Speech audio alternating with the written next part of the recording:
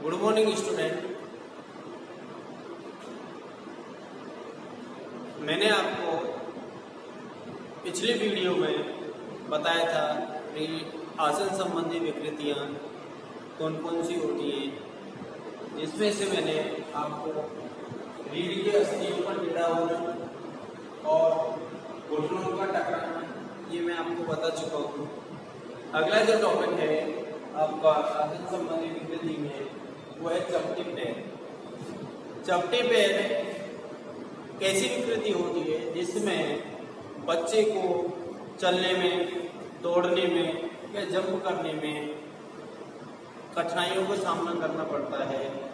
उनका जो पैर होता है, जो पैर का जो पंजा होता है नीचे वाला, वो उसमें चाप नहीं होता, आर्क नहीं होता है, वो चपटे पैर होते हैं। उनका पूरा पंजा धरती को स्पर्श करता है। इसको कैसे हम जान सकते हैं कि हमारा जो पैर है वो चपटा पैर है या सही है।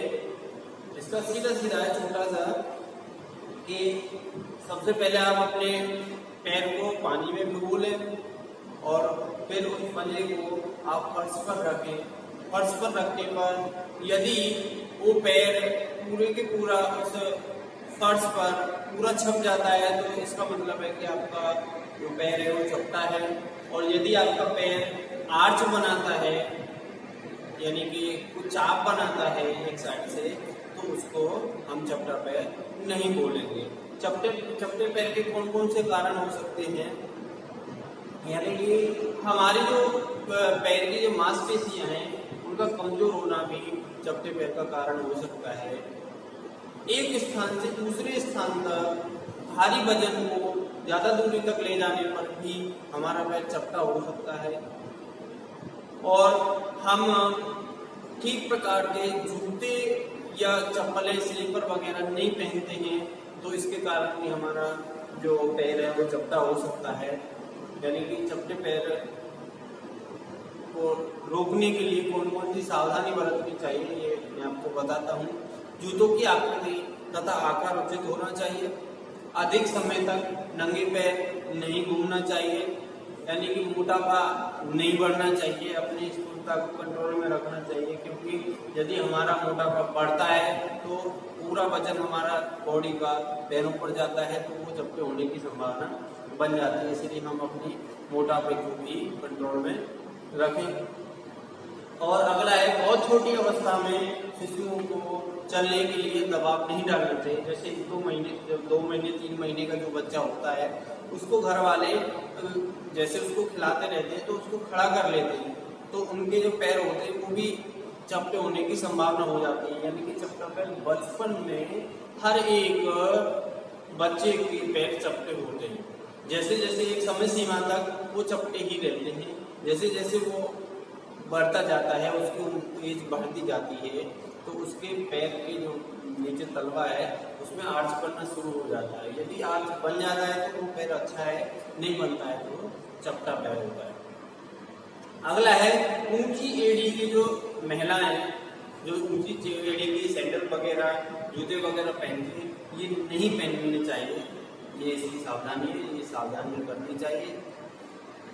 चपटे पैर से बचने के कौन कौन से उपाय हैं, ये आपके एड़ियों पर चलना, यानी कि हमको ऐसे एड़ियों पर चलना चाहिए। कुछ समय तक ये व्यायाम करना चाहिए। पैरों को अंदर या बाहर ऐसे करके, ऐसे कभी ऐसे कर चलना चाहिए। एड़ियों को ऊपर या नीचे करना चाहिए। जैसे एड़ी है उसको ऐसे ऊपर नीचे करते रहना चाहिए।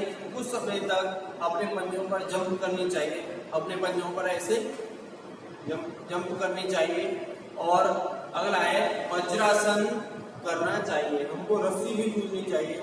हम अपने चपटे पैर के एक उपाय है। अगला टॉपिक जो है वो है धनुषाकार टांगे। अगला टॉपिक है बाहर की ओर मुड़ी हुई या धनुषाकार टांगे। यानी कि इसमें बच्चे की जो टांगे होती है उनके यदि हम अपने दोनों पैरों को एक साथ रखते हैं और सीधे खड़े हो जाते हैं सावधान की स्थिति में, तो उनके जो घुटनों के बीच का जो अंतर है वो बहुत काफी होता है, यानी सामान्य से अधिक होता है, तो वो धनुषाकार टांगे होती हैं।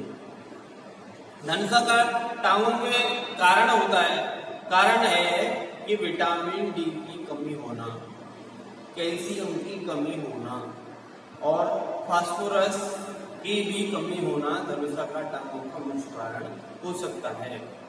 यानी कि टांगों की लंबी अस्थियां कोमल होती हैं, वे बाहर की ओर मुड़ जाती हैं। यानी कि जब इसका ये भी कारण है कि जब हम मोटे होते हैं, हमारी बॉडी मोटी है, तो भी हमें धनुषाकार टांगों की संभावना बन जाती है।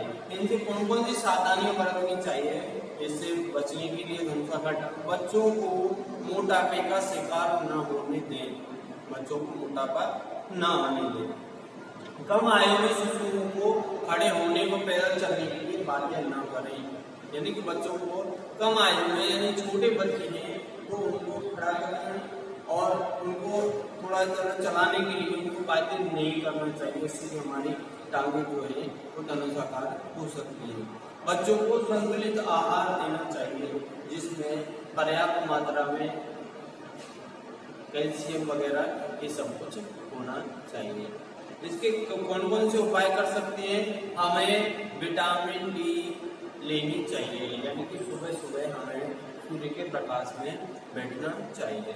संतुलित आहार लेना चाहिए। पैरों को अंदर के किनारों पर चलना तथा बाहर की ओर मुड़ी हुई टांगों को ठीक किया जा सकता है।